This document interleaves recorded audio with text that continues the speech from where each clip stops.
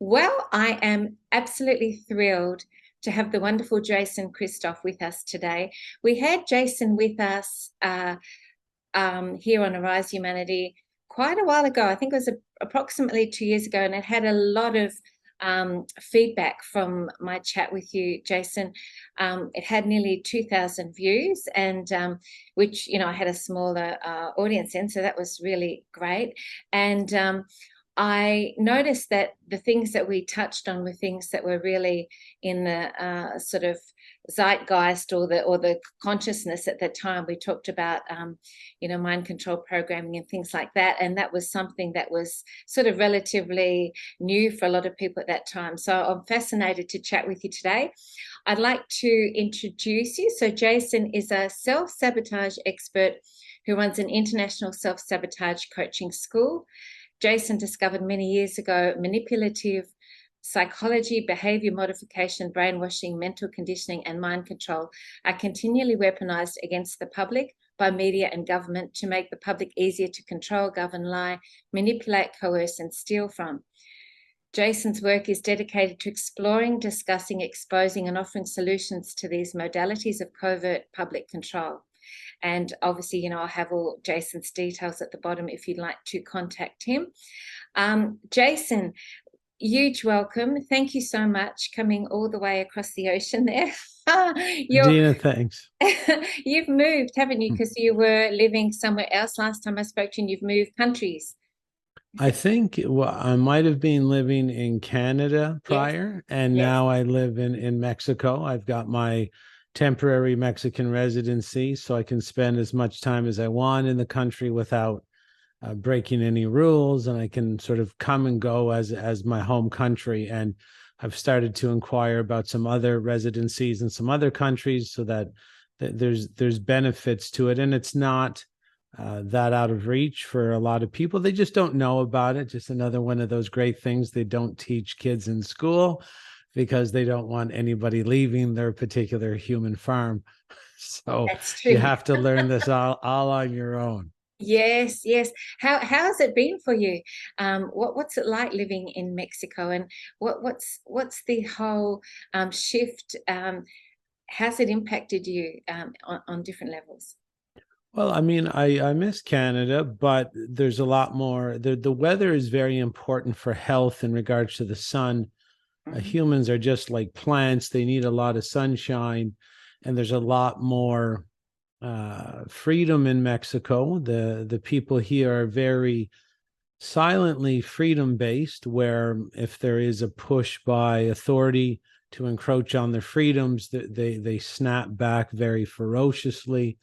And basically the prices are going up in Mexico because there are so many people moving here Mhm. to enjoy the weather and enjoy the freedoms. I mean, Mexico did not lock down, and there was some masking required. But in Mexico, if it's required by authority, there's a lot of questioning and a lot of non-compliance, just because that's just the way this population rolls. There was some compliance as well.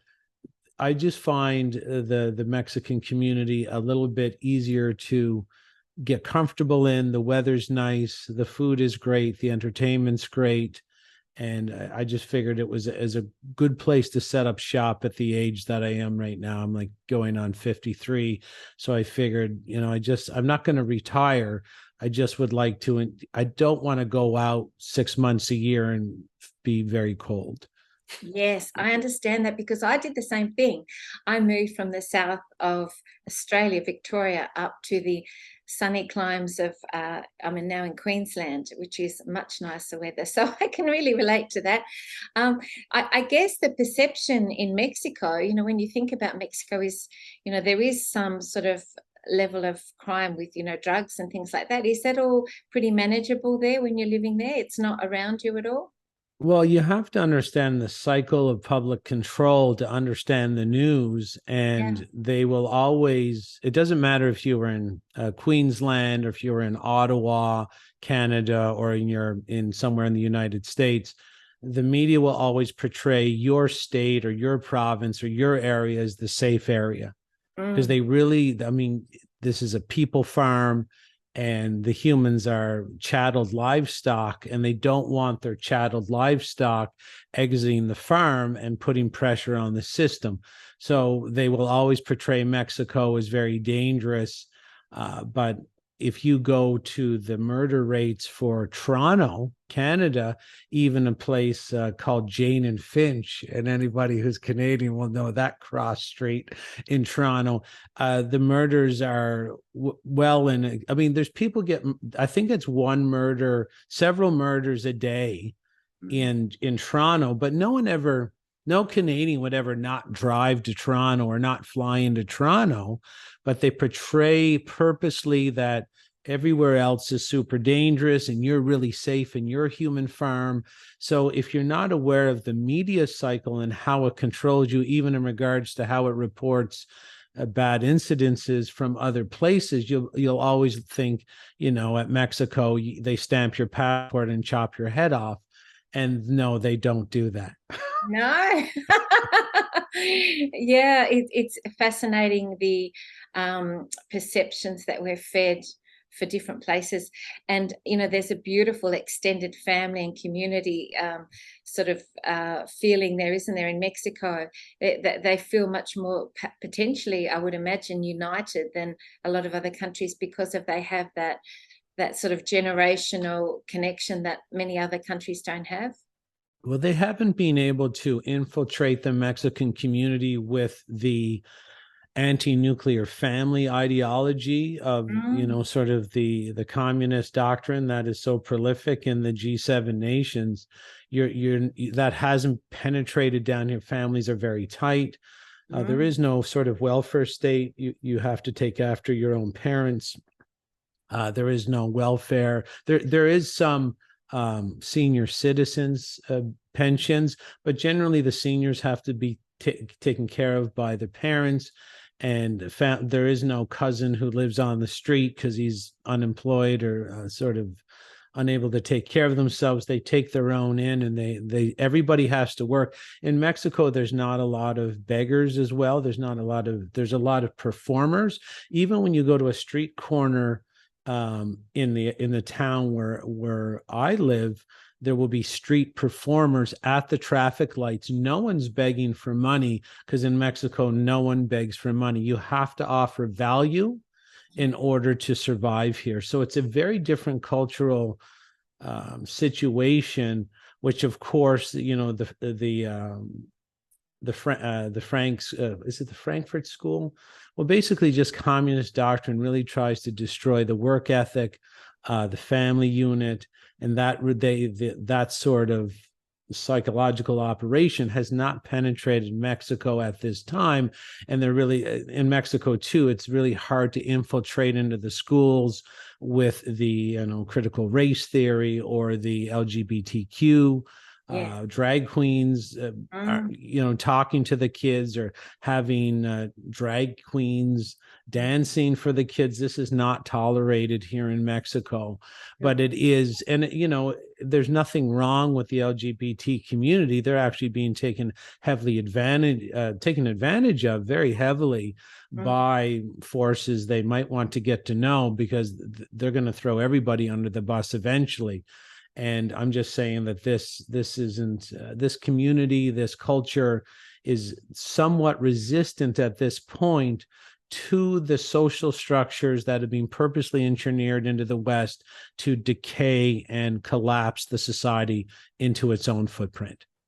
Well, of course, we've seen the incredible numbers in the protests in Brazil and all the people standing up there. Would you say it's the same for a lot of the South American communities, or the different countries in South America? Yeah, I mean, with the thing about these areas too is the minimum wage is $5 a day American.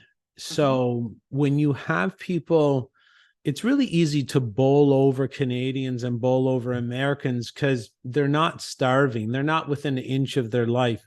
The thing about when you want to invoke this kind of communist doctrine or this communist injustice it's most easily done on people that have been fattened on gluttony and luxury, because they generally they're not pushing back because they already have this buffer.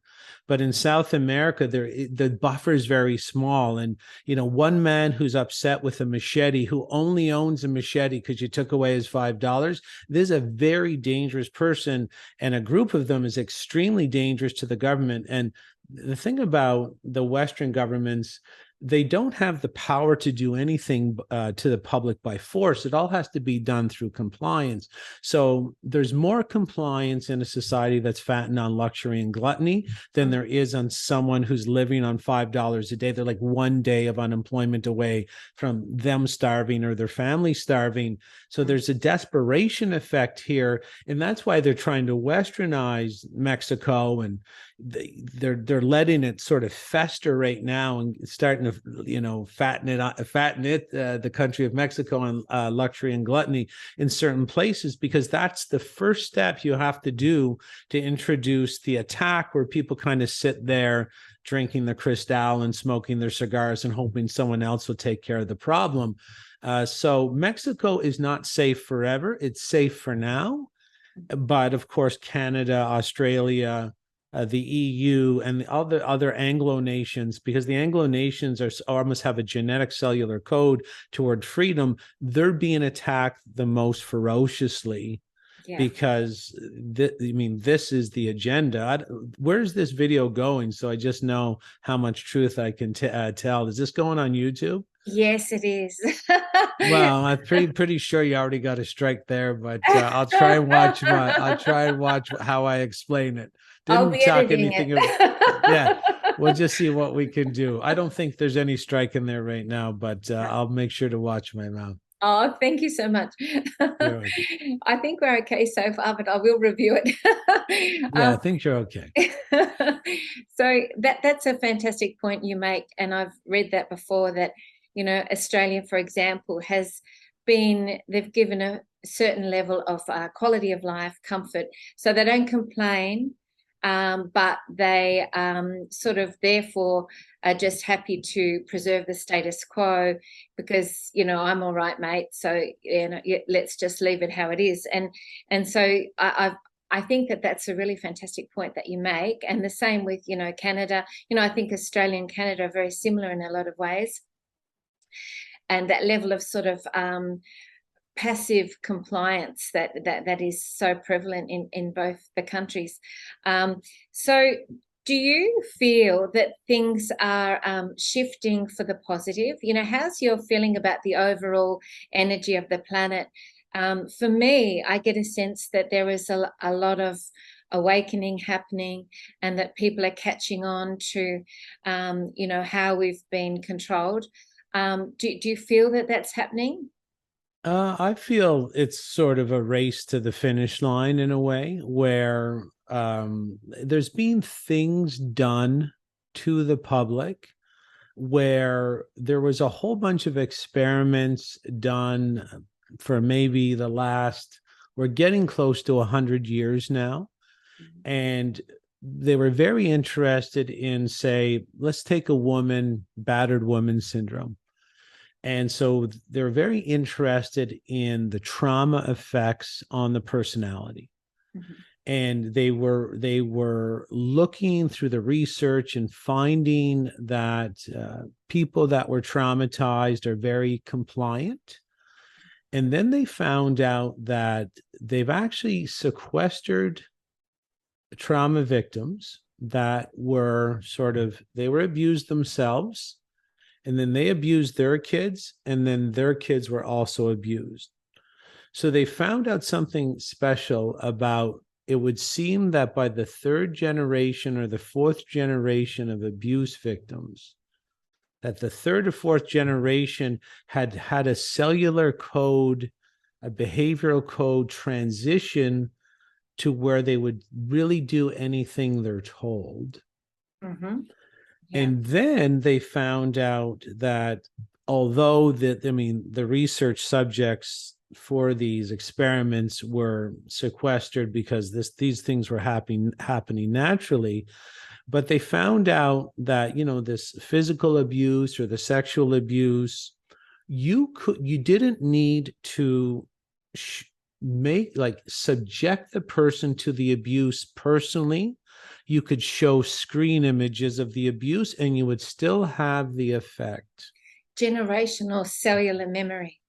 Correct. Mm. And so, yes, I'm hopeful, but people might want to be aware that their Netflix shows, their Amazon shows, their Amazon, I think it's called Amazon Prime, or all these things that have been happening, everything from, say, the Oklahoma City bombing to the day after September the 10th, and all your shows and a lot of the foods you're eating, they have been proven through the research to have the same repetitive trauma-based impacts to elicit this third or fourth generation effect, to where the person has been not abused themselves, but say watching 10 years of Netflix shows about panic, terror, and murder and death has been proven to have the same effect on the human nervous system. Yeah.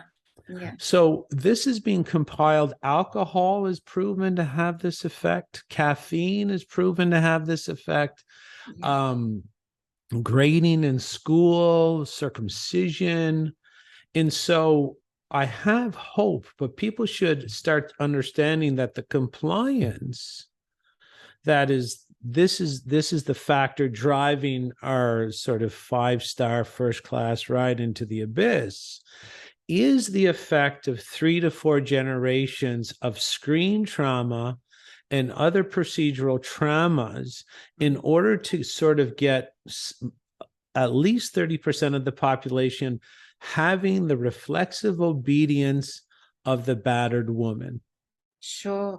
It's fascinating too, because I was listening to a talk this morning by a lady called Karen King, STON, who was on the SP show. If people, I can't say the words, but anyway, she was talking about how this, that that it's been given out, has obedience. It's an obedience platform. So it's got all these mechanisms for obedience and compliance within that as well, which is interesting parallel to what you're talking about. Yeah, and the thing is too, it doesn't have to have these, I'm sure I know who you're talking about, and they can get into different structures and what you were talking about. But the fact is, there would only have to be something that weakened the metabolism.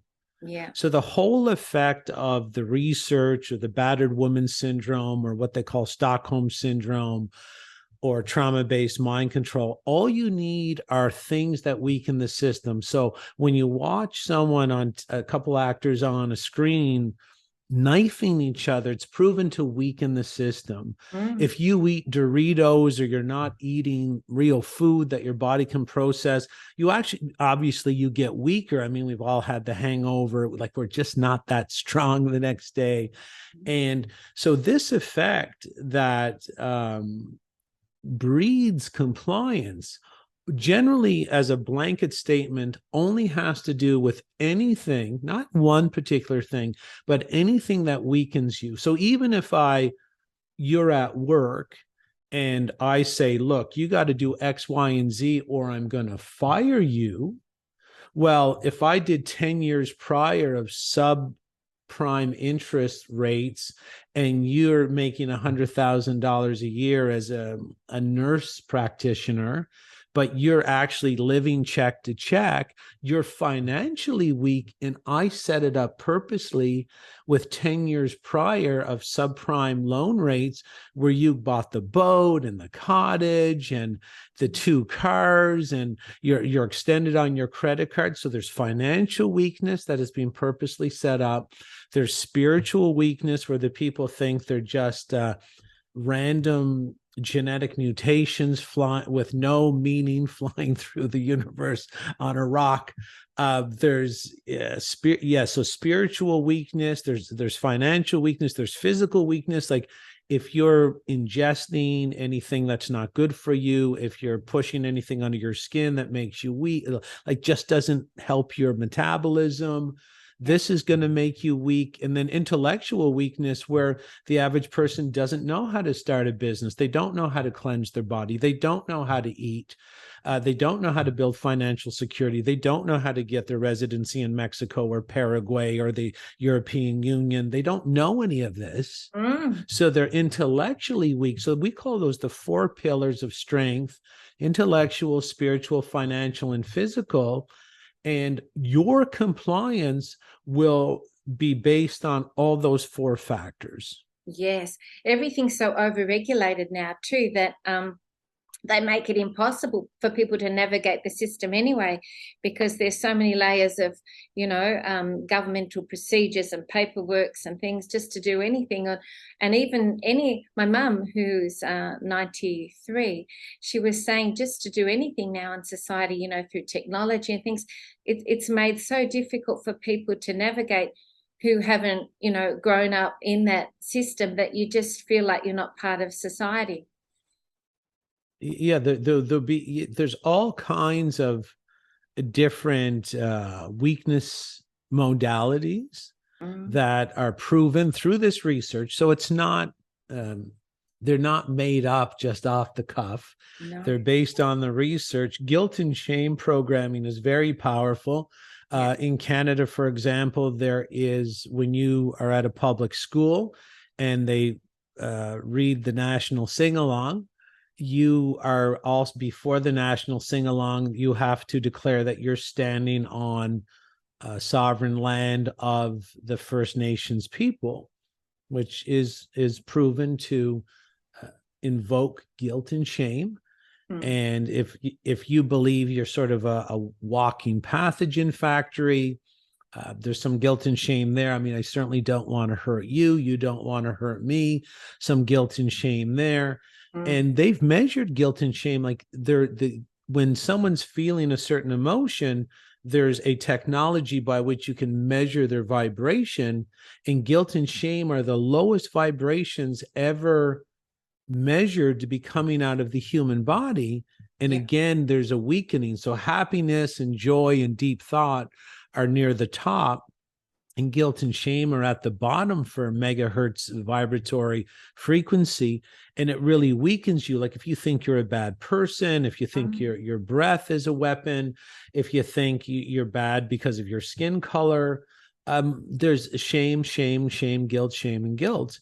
And that's weakening as well. So all these modalities of 3rd generation, 4th generation trauma, victimization have been weaponized against the public. So they do sit there. There's at least 30% of the population sitting there, unable to mount a response because they're weak in the 4 pillar categories. Sure.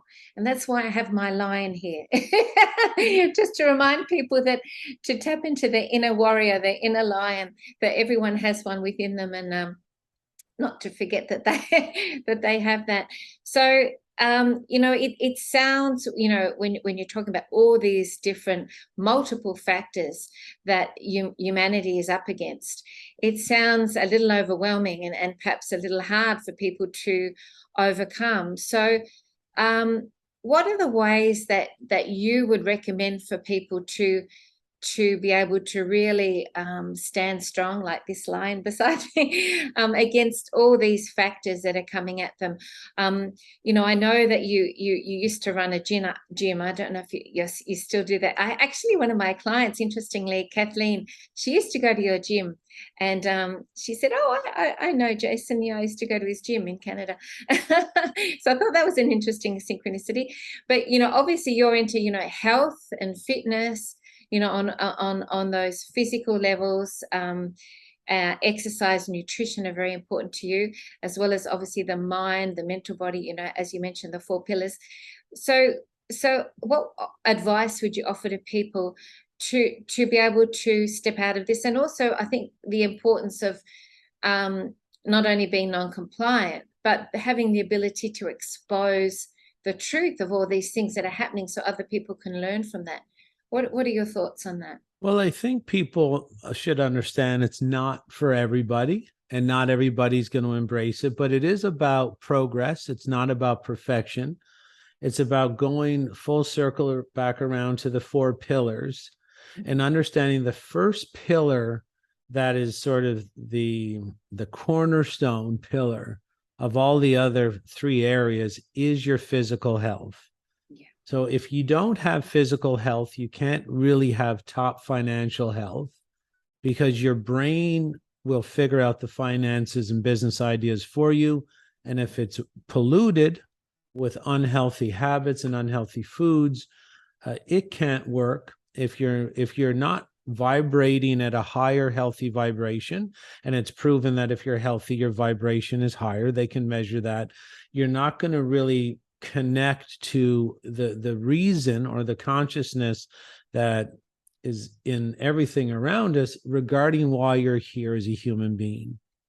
Your purpose. And intellectually, I mean, all the schools that we've all been through have given us books that are so boring and so futile that we've been conditioned without our knowledge to not want to read any more books. And I don't blame people for not wanting to read any more books, because the books we were given to us on purpose to make us so disgusted with picking up a book that we want nothing to do with it. So this is going to hurt our intellect, and we're not going to have the strength, the energy to start moving up to the summit of our best life if we don't have the physical strength.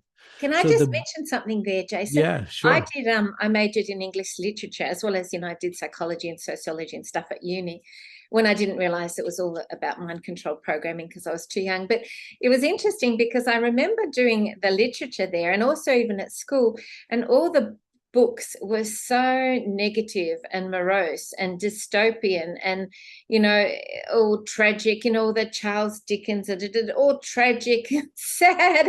And I used to think, why don't they give us things to read that are actually uplifting and feel good? But it was always these dark, sort of energies in the books that we were given to read through the whole educational system. I really noticed that. Well, it was to bump you along into that third or fourth generation. You go from this tragic book, the Dickens books, everybody's poor, eating the dirt off the floor, that kind of book. All orphans. Oh, they're all orphans and struggling. And don't forget, it's been shown that, really the thing that scares the children the second most intensely is orphan themes. And this is all that's riddled throughout major media. But this is what was happening, is you're getting kicked down the road. They're kicking the can down the road. It's looking like education, but they know they really have to traumatize you. And even, you'd have a coffee. People don't understand that the caffeine is it has a traumatizing effect on the nervous system. So does the alcohol. So they can really get you into the trauma vibration in so many different ways. And the average person, they limit your information on this technology, which limits your perception. So the people who have limited knowledge would see all the coffee shops around, coffee's everywhere, and they just think, oh, coffee's really popular. Everybody loves coffee. I love coffee. It gives me a good buzz. Yeah. And the thing is, they don't understand that there are groups of men in small rooms with the locked doors literally saying, we got to get to the fourth generation here before we lay down the major attack. And I don't want to be, spoiler alert, you're in the fourth generation, you're in the attack. And how to get strong around it: start with your physical strength. Go to Paul Chek's book. Paul Chek is Chek. He's the #1 health guru in the world. And his book, very simple to read, is How to Eat, Move, and Be Healthy, Volume 2, or second edition, is a book where you're going to learn how to stretch. You're going to learn how to eat properly, and fine tune what foods you eat to get the best results from your body. There's never one specific diet. He teaches you how to give your body this and measure the results, and a bit less of that and measure the results. And this is basically what I do to eat, how I exercise, how I stretch, and all the healthy habits that can build the physical strength so that someone you can, with the strength in the four pillars area, you need that to morph from, it's called the proper rite of passage from child to adult. So children are very compliant because that's a great defense mechanism if you're weak. Like, we're weak as children. I was 2 feet tall, very slight, 45 pounds or 50 pounds. So compliance and reflexive obedience to authority is a very good defense mechanism when we're children. But it really, leaves us prey if we're an adult and we haven't left that behind in our childhood. So in old societies, ancient societies used to have these rites of passages, usually 12 years old for females, 14 for males, where the child-based coping mechanisms of being agreeable, being a people pleaser, being reflexively obedient, and just trying to be the good, the nice lady or the good guy, that was left behind. And the sort of a more independent, strong, virtuous, moral and ethical, just person who knows right from wrong and will stand against the group if they're being evil. This is the reason the rites of passage in these ancient cultures were there, because like if you had a 28-year-old warrior who talked and acted and spoke like a child, it could endanger the entire tribe. So I think part of that, can I say, is the demasculization of men as well, or the feminization of men as well. Yeah, and the feminization of men, and all these things are sort of multi-pronged attack. Caffeine lowers testosterone, alcohol lowers testosterone. Even the third leading pesticide in the United States, called atrazine, there was a professor at Berkeley University in California. His name was Professor Tyrone Hayes. He was hired by Syngenta to test atrazine, and he tested it on the research animals, and it turned them homosexual, and also left some of them infertile, or unmasculinized, like demasculinized, like feminized the specimens. And he reported back, and he was fired and said he would be sued if he came out with his findings.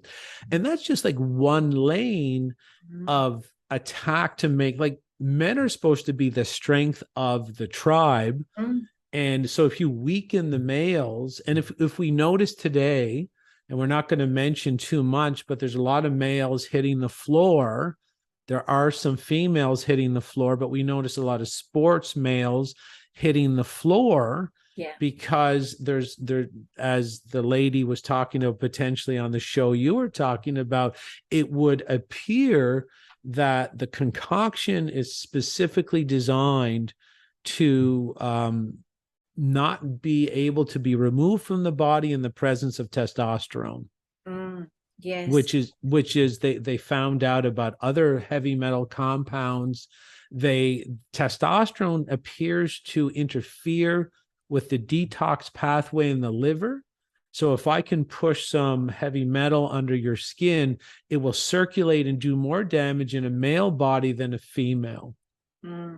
So they've shown in studies too, for the teenage boys, the incredibly detrimental effects on them with this as well.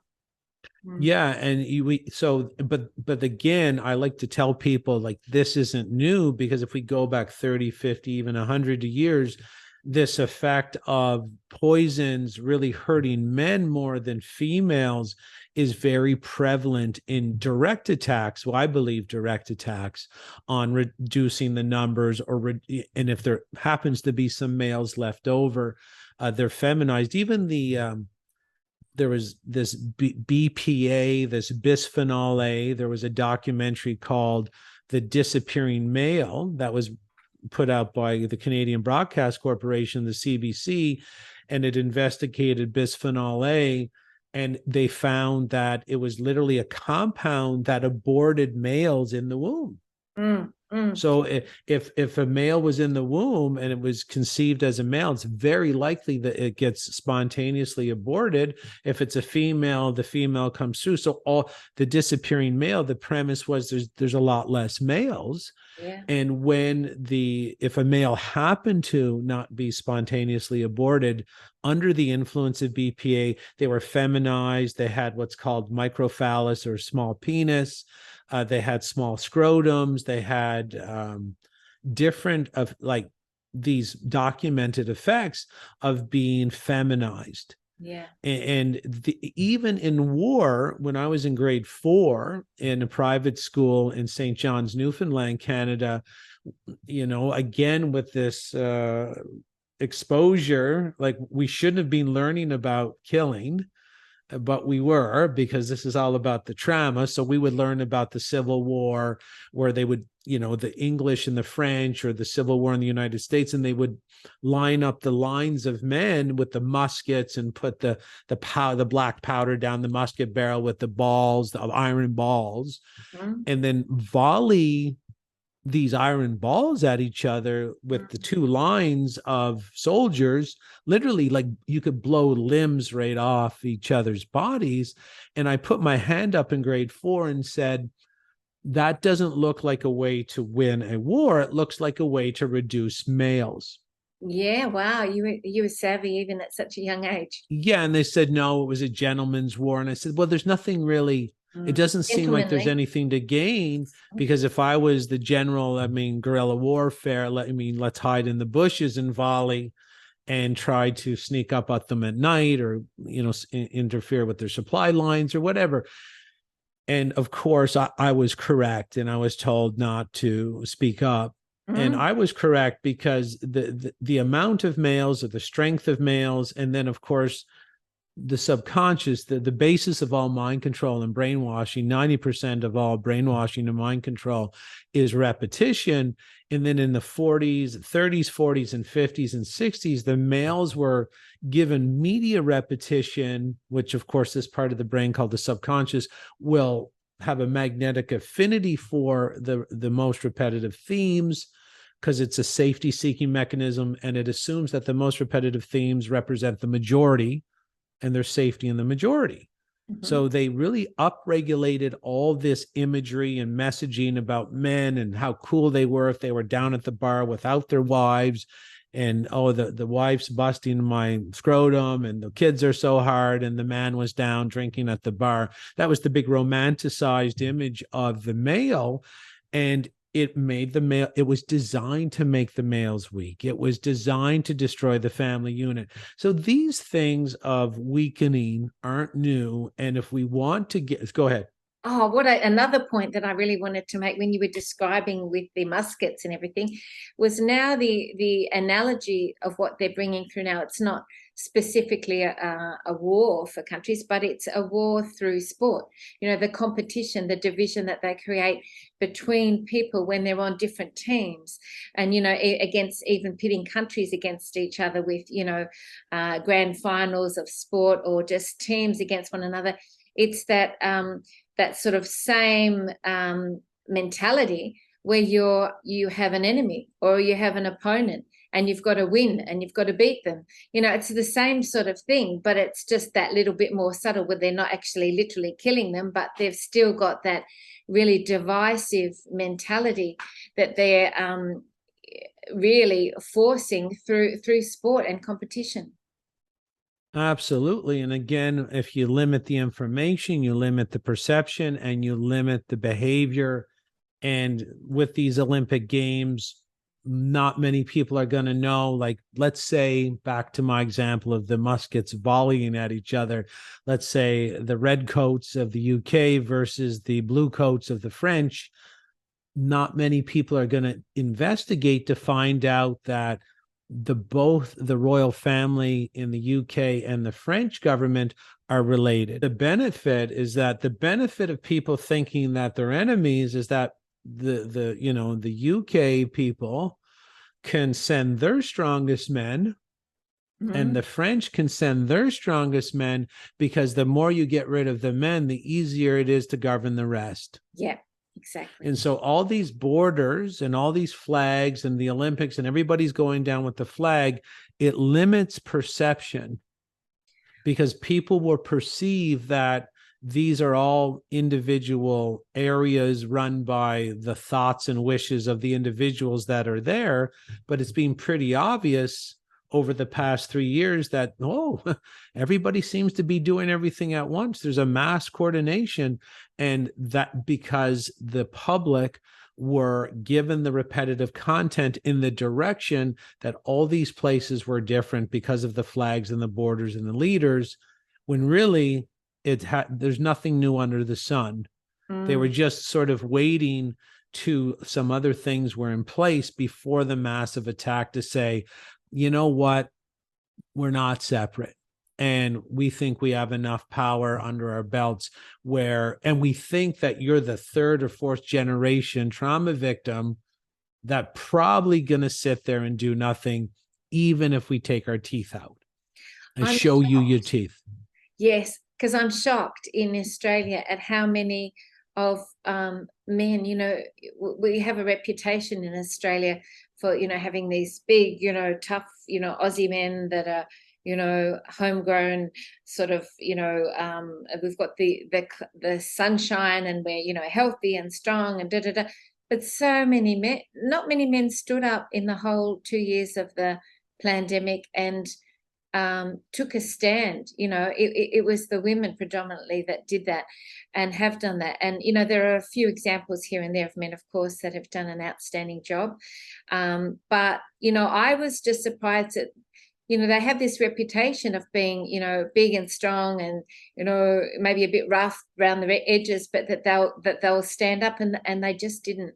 They were completely compliant. And then you'd see these big, you know, huge, you know, massive men going through with these on their faces and all this sort of stuff. And it's like, that was not my perception of what Australian men would do given this situation that has arisen. And hence, you know, why I have you here, Jason, to share the truth of why they're so indoctrinated by the system. Well, it's a formula. And, you know, you put in XYZ, you get out ABC. Alcohol is front and center in Australia, sort of social networks. Yeah. Australia, oddly enough, has more obese people per, I think it's not per capita, but it's per some sort of measurable effect that Australia has one, or they're in the top, they're the top position for obesity, or they're in the second position. And that doesn't mean anything other than the fact that your colony, your group, like your human farm, has been inundated with repetitive messaging that life's about the good time and that health will always take a back seat. And so this sort of, and like we were talking about earlier, the Frankfurt School, I'll send you a good video on the Frankfurt School because I think people really have to come up to date. Put it in the link so they can understand what I mean by the Frankfurt School. But this sort of, the alcohol is being around so long. See, the thing is, someone says, well, what is mind control? And I'm like, you're living it. This is it. It's like asking a fish what water is. The fish is like, what's water? And I'm like, you're swimming in it. So what the average person believes is a normal routine of toxic coffee in the morning. And if you want to know how bad coffee is and how much it weakens you just on a physical level, go read Stephen Chernisky's book. Stephen Chernisky, his book is Caffeine Blues. And you'll see, so this is the mind control I talk about. It's all around you. So it's really hard to see. It's like a fish trying to describe what water is. It can't even really understand. It has no point of reference to dry land because it's never been on dry land. The fish has never been there.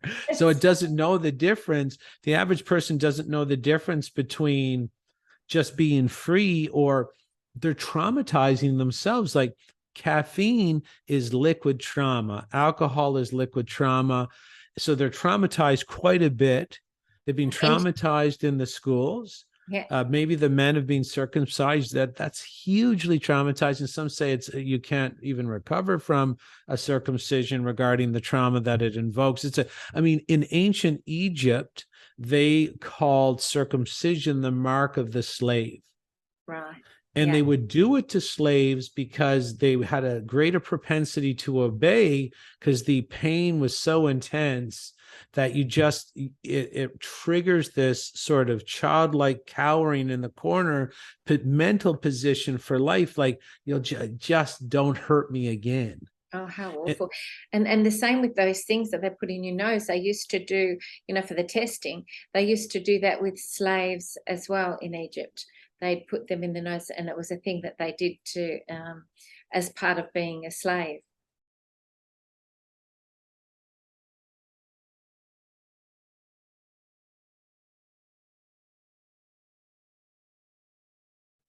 Yeah, and so a lot of people don't know that they're like, the average person would watch Netflix and watch like John Wick or The Equalizer, or even like Wonder Woman, where Wonder Woman kills like, I don't know, 15 or 20 people per scene. And they don't understand that it's that effect, that just watching it has been shown to have the same impact on your nervous system compared to, say, you'd hear a story about a child who was abused and they got a rabbit killed in front of them.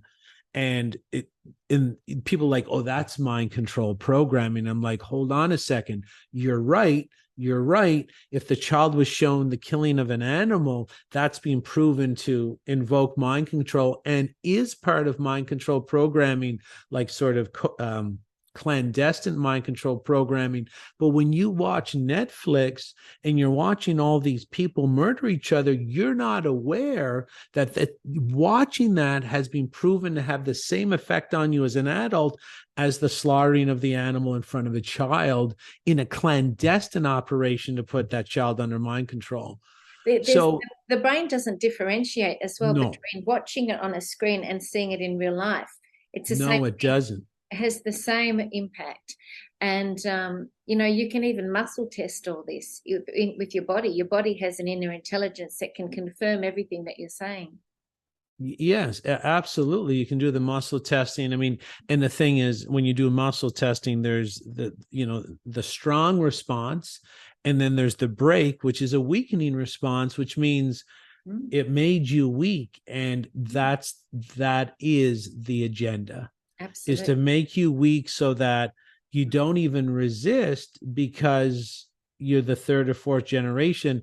And this is why they call this this programming, this particular type of programming, called monarch programming, or the monarch operation, because the monarch butterfly, when it flies from Mexico to Canada, it takes 3 generations of monarch butterflies to do the migration route, but they're never taught how to get there.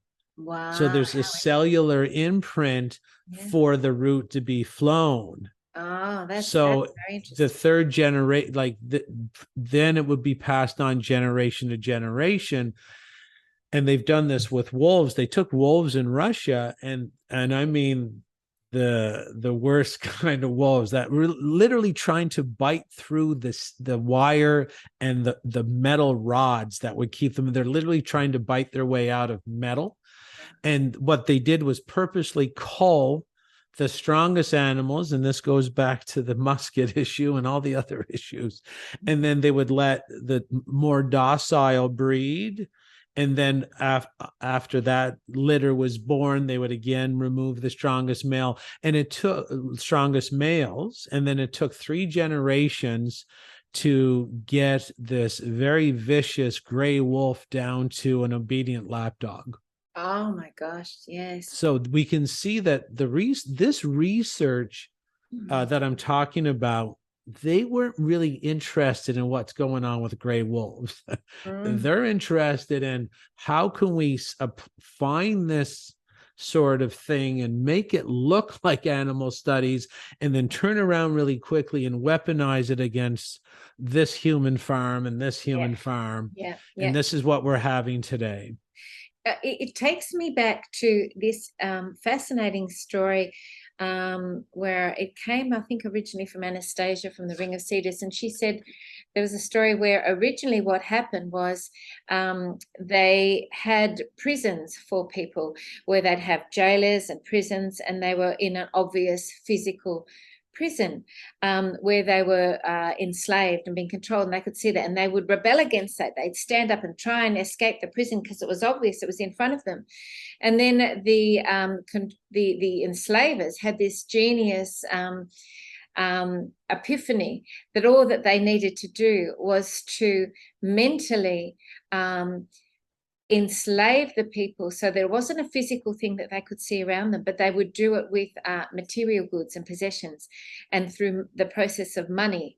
And so once they were part of this mind program that they had to accumulate possessions, and then they had to get money to do that. So then in order to get the money, they had to enslave themselves within this invisible prison that was exactly the same prison as they had before, but there were no physical, sort of effects of it. They couldn't see it physically, but it was all internal. And then so when they started to use money and the accumulation of goods and services and things like that, that was how they recreated the exact same prison, but it was all something that you couldn't see. And so then because people couldn't see it, they had no awareness or knowledge that they were still exactly enslaved in exactly the same way. But they wouldn't rebel because they couldn't see it. It was all hidden. I love that story because it really made it clear to me how this has been able to be fully indoctrinated through all of humanity in such a sort of insidious and covert way. Yeah, they've been working a long time to lay down the different layers. I mean, even, the first passports were before World War I, you could travel without any passport. You could show up anywhere and stay anywhere as long as you liked.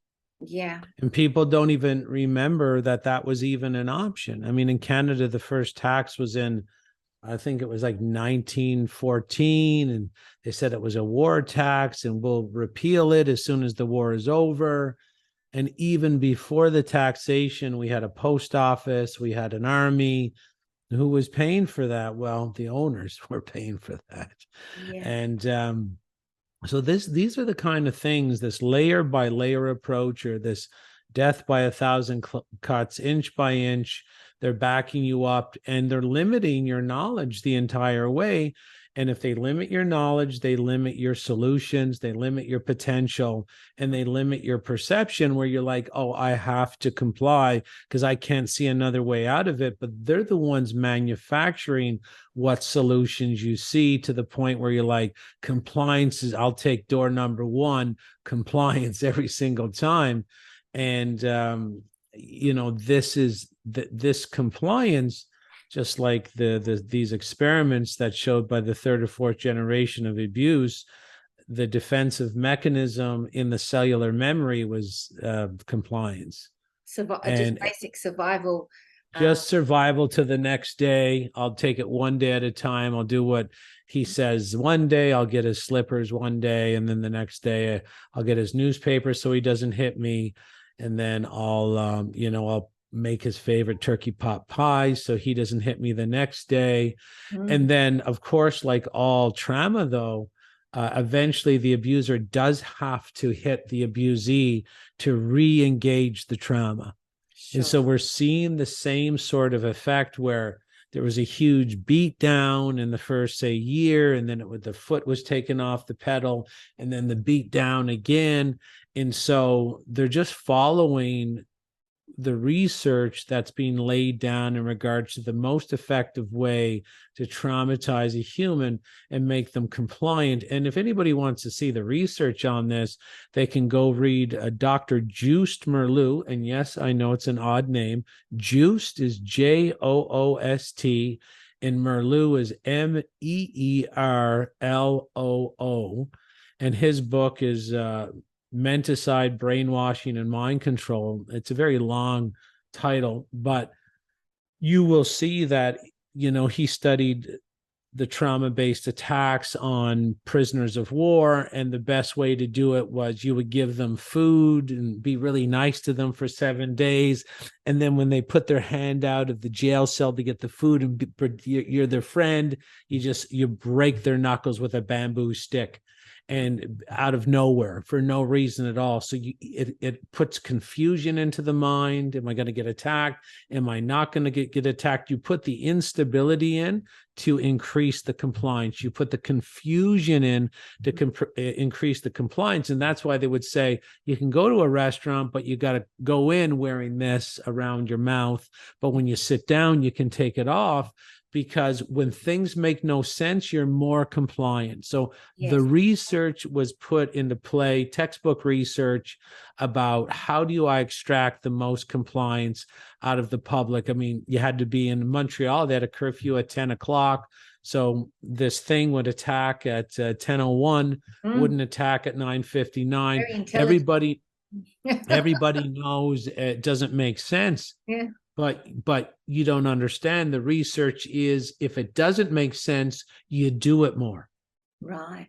And this is why Joseph Mengele, he was the German World War II doctor inside the camps. He said, the more we do it to you, the more you can't believe we're doing it. Yes, because they can't rationalize it or understand it logically. So it just triggers those base reactions, doesn't it? Those survival. If you're confused, the base reaction at that point is compliance. Yes, it's fascinating.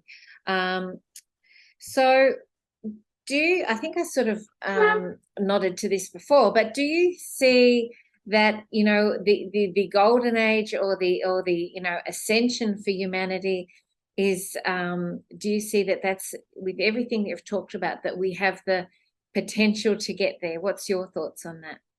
We can get there. The ascension is natural when the physical body is healthy, and then the other three pillars of strength start to strengthen up, without your conscious awareness, without your conscious involvement.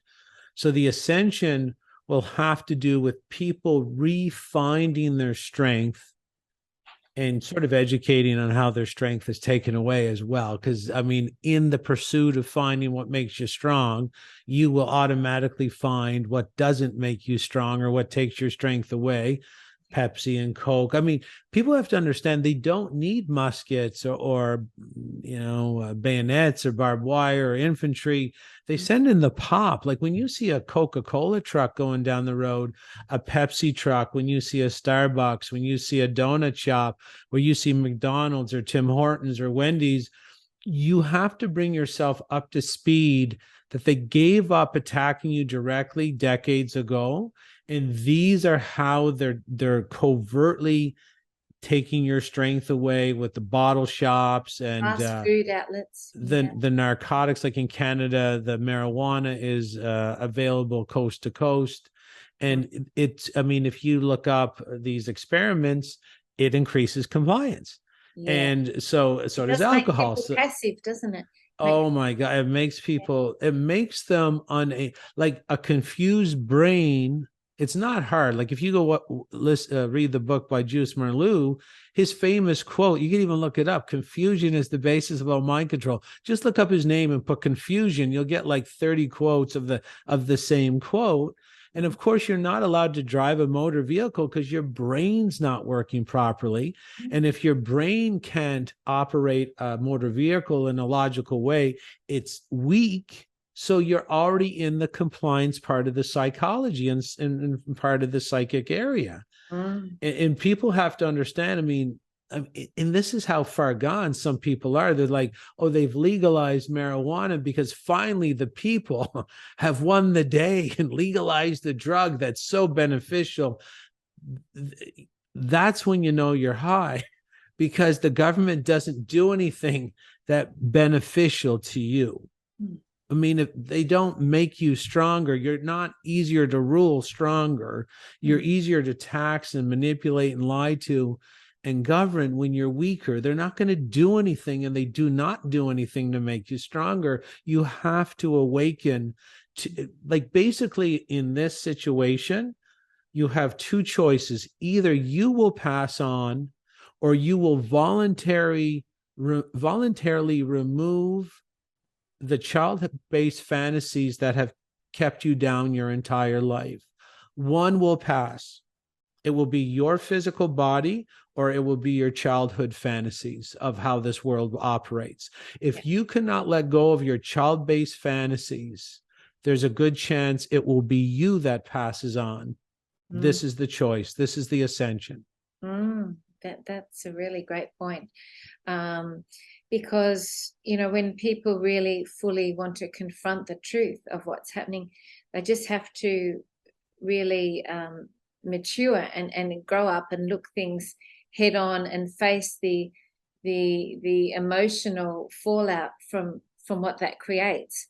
And I think many people perhaps don't want to face that because it feels too much for them. So there's that emotional body aspect as well, isn't there? Well, the slave camp is very comfortable, and the truth is very uncomfortable. And if you use the Frankfurt school of attack, you fatten people on luxury and gluttony, and you also you impregnate their nervous system to think that life is about a perpetual good time, and the body's there for nothing, to be like a 24-hour carnival ride that you extract pleasure from with toxic chemicals. And we haven't even got to the most, perhaps one of the most toxic things that has been, fed to humanity to keep them in this mind control is also sugar, isn't it? Yeah, you can see the stages that whatever they had access to at the time, these families that are all related, at, like, say, for example, for caffeine, at first they just had the tea, and then during the Crusades, someone stopped by Arabia and found the coffee. This was like in 1650. The sugar's sort of the same thing. It's like it disrupts brain function, it weakens the body spiritually, mentally, and then, of course, you can, isn't it?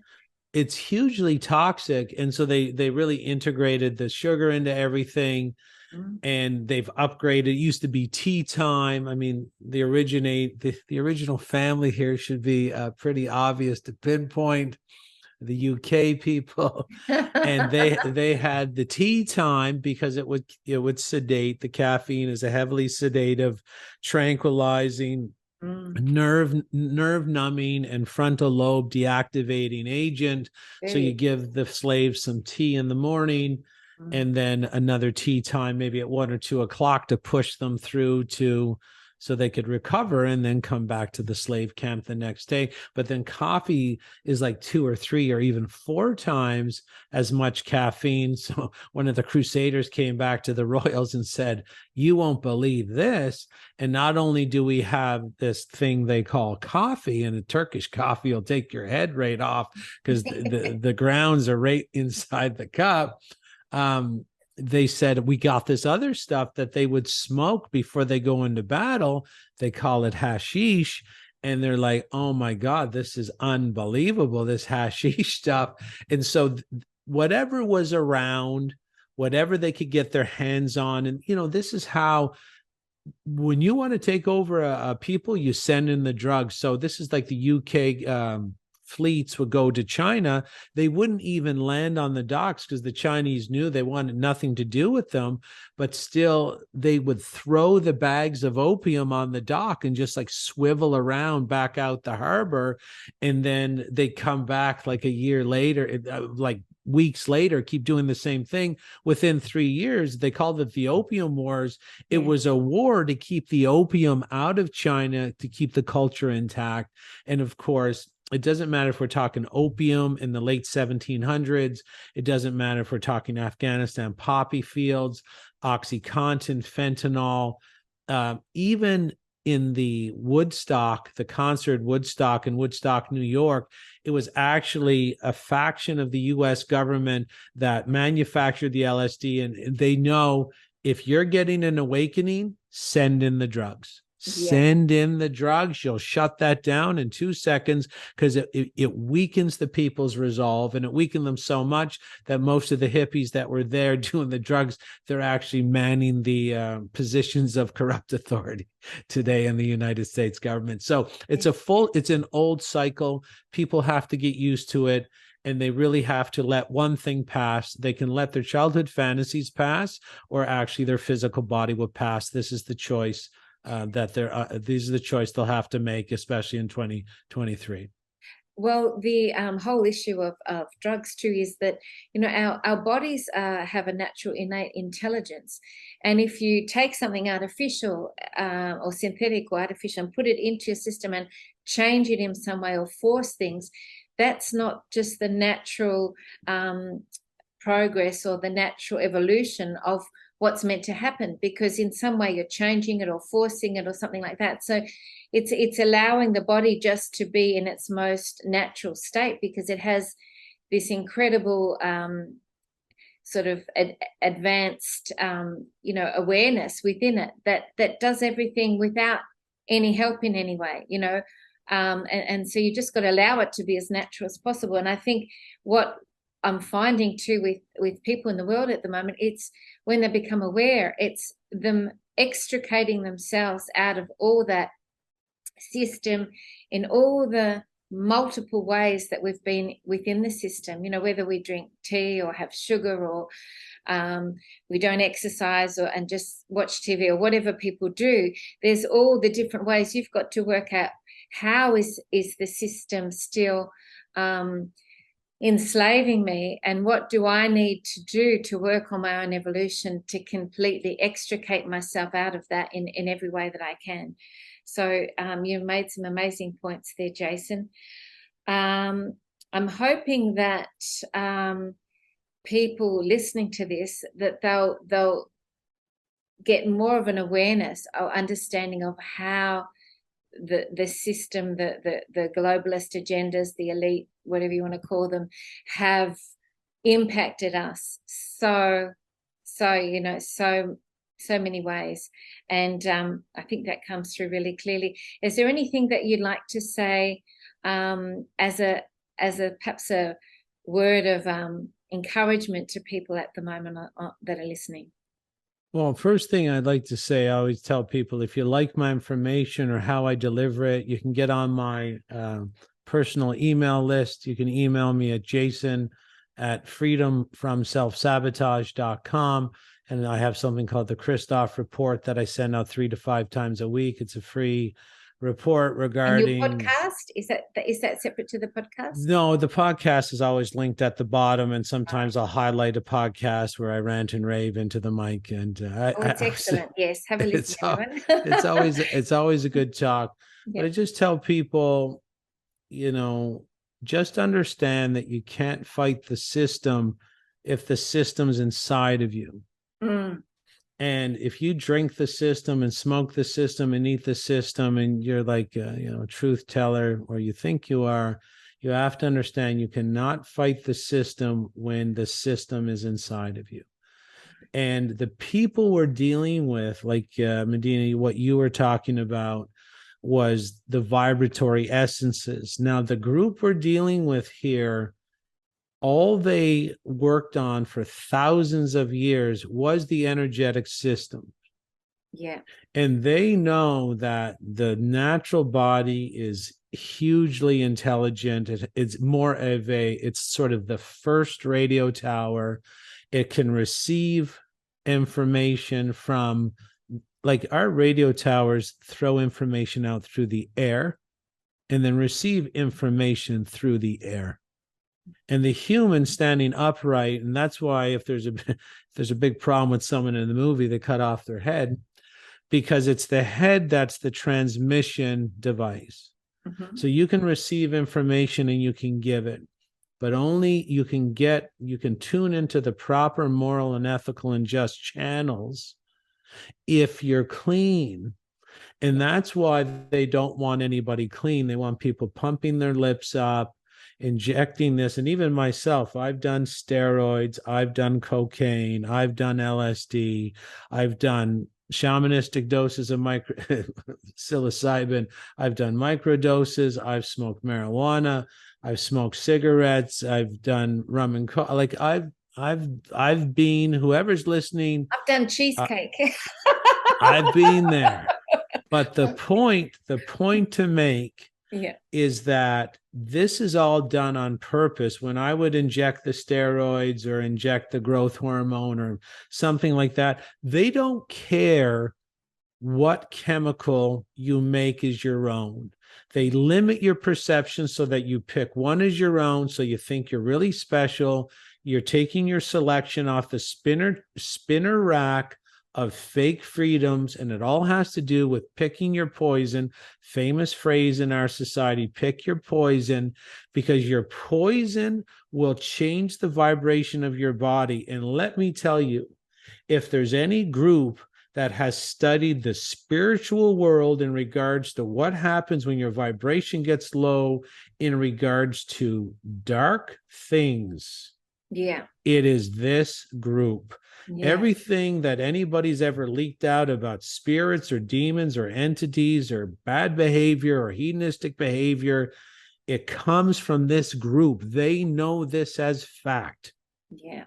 And that's why they stay very far away from the super toxins. And they make sure that every person, you could have a person that doesn't drink and she's like, I don't drink, but then she pumps her lips up, or she gets some Botox, or she vapes instead of smoke cigarettes, or he smokes marijuana, or he has a decaf instead of they don't care. So they don't care what chemical you use, because every chemical is adverse to the human body. Unless it's made by nature, it cannot be processed by your body, and it changes your vibration. Yeah. So get healthy, understand that it's about progress, not about perfection. Start reducing your self-abusive attack on yourself by your own hand. Yeah. And do it gradually and get back to a natural vibration and build your 4 pillars of strength. Start with Paul Chek's book, How to Eat, Move, and Be Healthy. Build your physical pillar, and then the other pillars start to strengthen naturally outside your conscious involvement. So that's what I would say. And if you, again, email me at jason@freedomfromselfsabotage.com, and I can slow drip you for free, drip by drip, information like this, so you can increase your perception, increase your strength, increase your options, and start seeing and put away your childhood fantasies that someone who wears a white butcher coat that will not deal with natural modalities is your stairway to heaven. This and 1,000 other child-based fantasies will have to pass, or you as an individual will pass from this planet, living out and clinging to child-based fantasies. Brilliant. I also have to mention, because I think it's really important to add in, that there was a brilliant Dr. Brian, starting with A, I can't say his name, but he just recently did a whole thing on the envenomation in all aspects of pharmaceuticals. Not just the thing that we're having now, but, cancer protocols. People don't understand or understand the level of nefariousness we've been dealing with. And it's not even just potentially, the R families, the globalist families and the elites, but it's even, off-world, Draco reptilian energies and all those sorts of things that were at the top of the hierarchy that were creating this, I believe, as well. So, their level of advancement and intelligence is way beyond ours, although our God connection, our source connection, and is what they're really after, because they don't have that connection, and that's our empowerment. So on some level, we're incredibly empowered with that divine connection that they don't have.